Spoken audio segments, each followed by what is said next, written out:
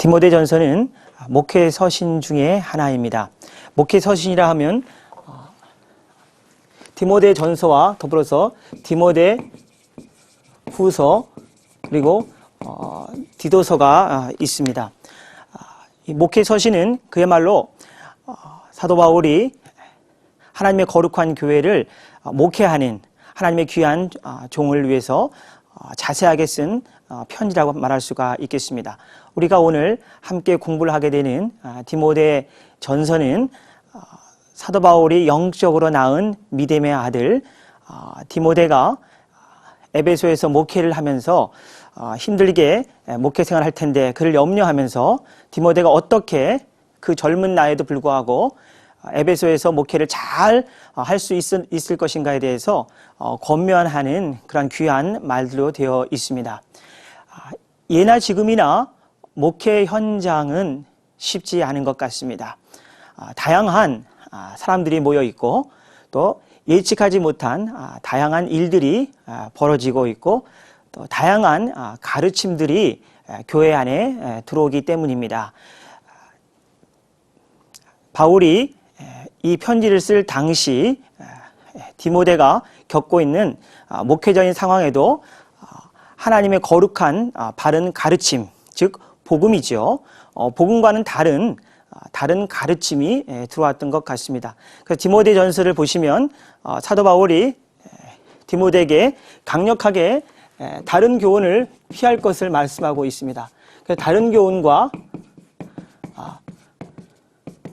바른 교훈에 대해서 분명하게 말씀을 하고 있습니다. 교회 안에도 복음 외에 엉뚱한 다른 이단적인 가르침이 들어오죠. 사도 바울이 복음을 전할 그 당시에도 보면은 고린도 교회나 갈라디아 교회 안에서도 율법주의자들이 들어와서 하나님의 거룩한 교회를 혼란시키곤 했던 것을 여러분들은 기억할 것입니다.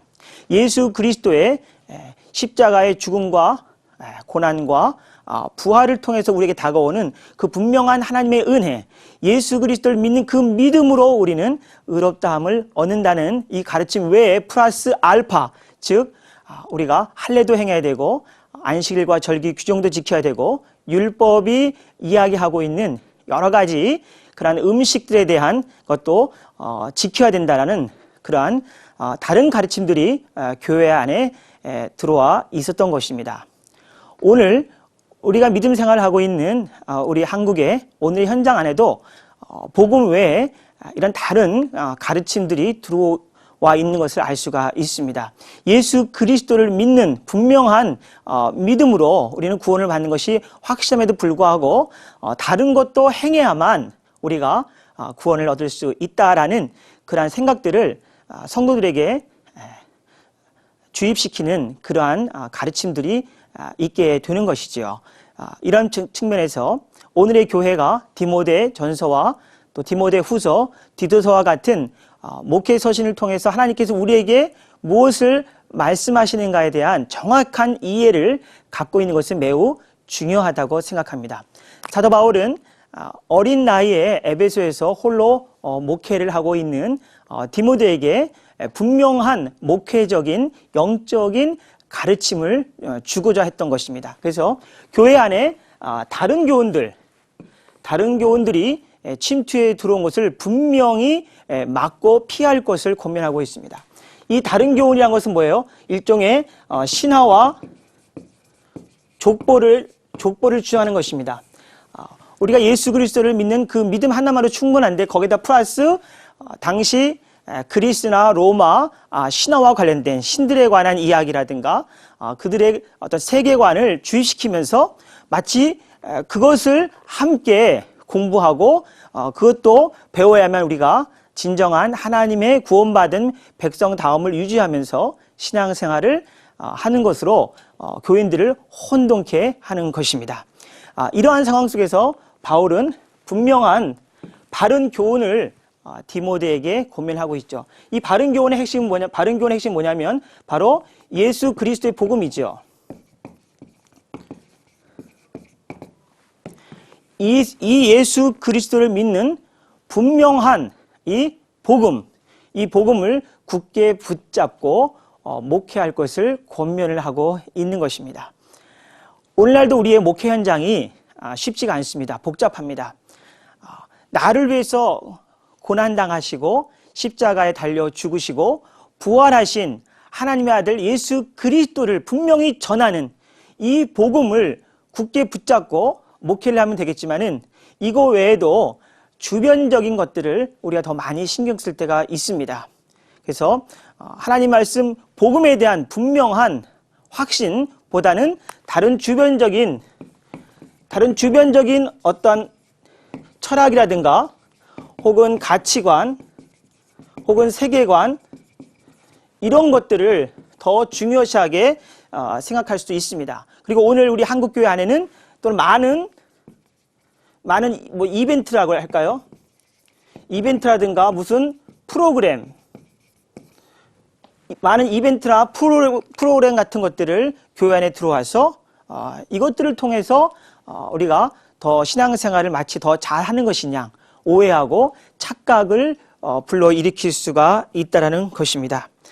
이러한 상황 속에서 사도 바울은 디모데에게 내가 너에게 부탁한 것을 힘써 지킬 것을 말씀하고 있습니다. 바울이 디모데에게 부탁한 것이 있습니다. 사실 이 부탁한 것에 해당되는 헬라어 단어 파라테키라는 단어가 있습니다. 이 파라테키라는 단어가 있는데 이것은 그야말로 기탁물입니다. 맡긴 것이죠. 우리가 유치원이나 어디에 우리 자녀를 맡긴다. 그리고 또 어디에 귀중한 우리의 물품을 맡긴다는 것이죠. 이렇게 사도 바울이 목회하는 디모데에게 잘 지킬 것을 부탁한 것, 맡긴 것이 있습니다. 파라테케입니다. 파라테케. 그 맡긴 것이 무엇입니까? 보물처럼 소중하고 귀중한 것을 사도 바울이 디모데에게 부탁했는데 그 부탁한 것의 내용이 무엇입니까? 바로 그것이 예수 그리스도의 복음입니다. 사실 우리에게 있어서 예수 그리스도의 복음만큼 더 귀중하고 가치 있는 것은 없는 것입니다. 다른 어떠한 신앙과 족보 이런 세계관과 가르침을 교회 성도들에게 목회적으로 가르치지 말고 내가 내게 부탁한 것, 이 가장 핵심적인 내용, 즉 예수 그리스도의 복음을 네가 굳게 지킬 것을 사도 바울은 어린 디모데에게 부탁하는 것입니다. 오늘 우리 시대에도 이 복음을 굳게 붙잡고 살아가는 분명한 믿음이 필요한 것이지요. 어느 때보다도 이 복음에 대한 분명한 바른 가르침을 견지하고 살아가는 것이 참으로 중요하다는 것을 우리는 이 목회 서신인 디모데 전서나 디모데 후서를 통해서 생각을 해볼 수가 있습니다. 바로 사도 바울은 이 부탁한 것, 즉 예수 그리스도의 복음을 굳게 지키는 것이, 이것을 굳게 지키는 것, 굳게 지키는 삶이 바로 아름다운 것이라고 말하고 있습니다.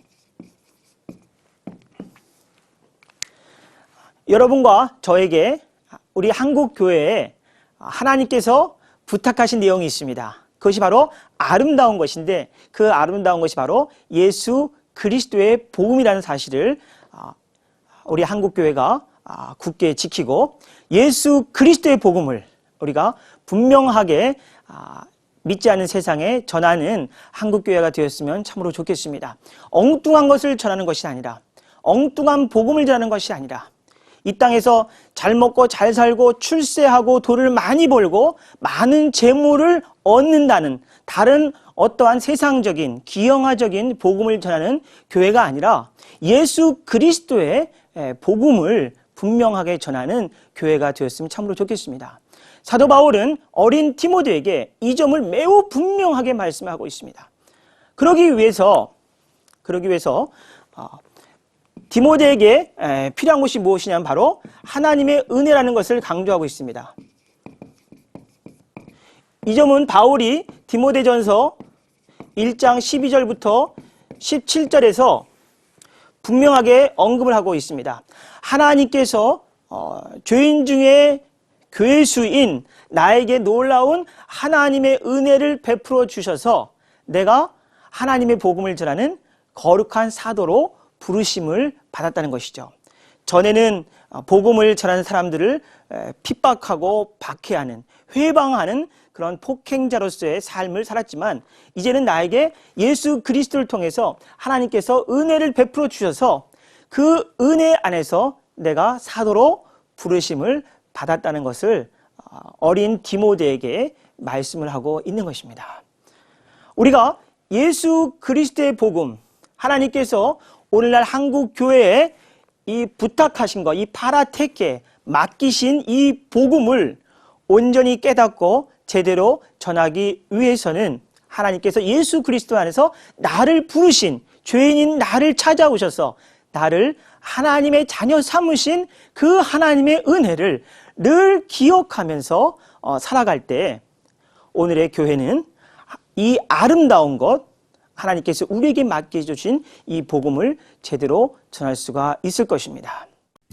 오직 복음, 오직 믿음, CTS